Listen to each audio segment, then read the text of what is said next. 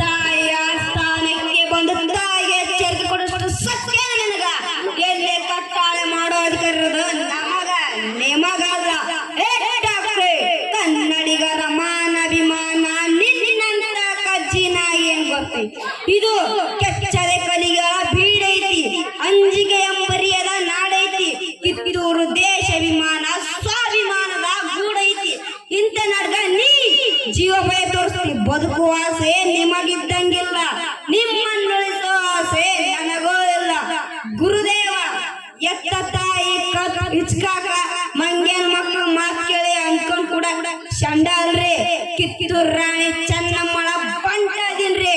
ಅಪ್ಪಣೆ ನೀಡಿ ತಾಯಿ ಕಾಲ್ ಕೆದ್ರಿ ಜಗಳ ನಿಂತಿರೋ ಕೆಂಪೋದಿ ತಲೆಗಳನ್ನ